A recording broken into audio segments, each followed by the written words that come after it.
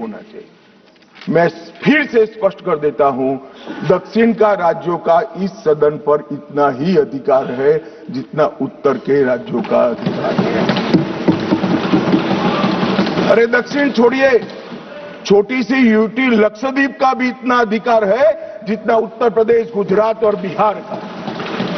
ये देश को इस तरह के नैरेटिव से, उत्तर दक्षिण के नैरेटिव से टुकड़े टुकड़े नहीं करना चाहिए। इससे ऊपर उठना चाहिए। ये क्या कहना चाहते हैं कि ये सदन में जो व्यक्ति बैठता है वो ये सोचता है कि किस राज्य से मैं आ रहा हूं। मान्यवर, हम शपथ लेते हैं तो मन से लेते हैं। जो संविधान हाथ में लेकर शपथ लिए हैं वो उत्तर दक्षिण का भेद कराना चाहते हैं, हम नहीं होने देंगे। मान्यवर, जो भी सदस्य यहां शपथ लेता है वो भारत को अक्षुण्ण रखने की शपथ रहता है, पूरे भारत के कल्याण की शपथ लेता है। वो अपनी कॉन्स्टिट्यूएंसी, अपना राज्य, अपना धर्म, अपनी जाति की शपथ नहीं लेता है। और ये क्या नैरेटिव फैलाया, और ये मानते हैं कि ये नैरेटिव से हमारी पॉपुलैरिटी हो जाएगी, बाल सफेद हो जाएंगे, या नहीं बैठ पाओगे। नहीं हो पाएगा। देश के अंदर विभाजन कर कर कोई सत्ता प्राप्त नहीं कर सकता।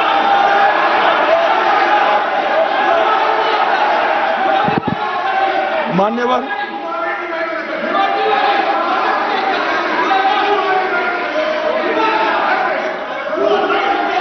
बैठ जाओ।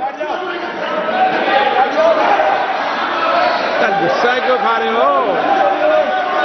इतना गुस्सा मत खाओ, प्लीज प्लीज। इतना सदन में, मारन जी, सदन में इतना गुस्सा नहीं करते हैं, शांत।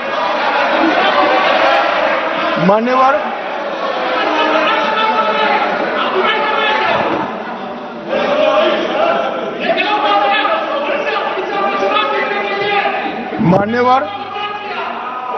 मान्यवर, जोर से बोलने से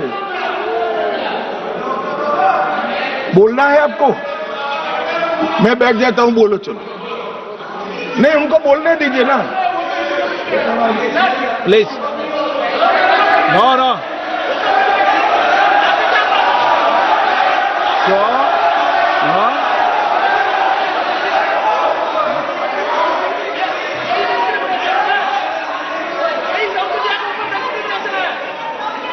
मान्यवर,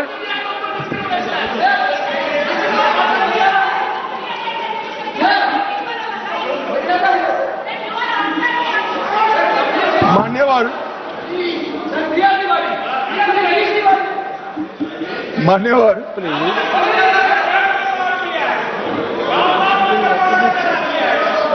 माननीय अध्यक्ष जी,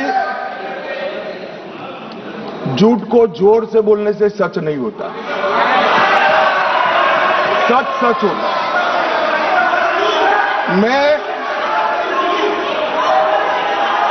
मैं बड़ी शांति से समझा रहा हूं कि ये परिसीमन आयोग और संवैधानिक सुधार के लिए ये नैरेटिव फैलाया जा रहा है। आज भी सभी लोग बोले हैं कि इससे दक्षिण के राज्यों का प्रतिनिधित्व की दृष्टि से नुकसान होगा। मैं ये बात कर रहा हूं, वो हकीकत नहीं है।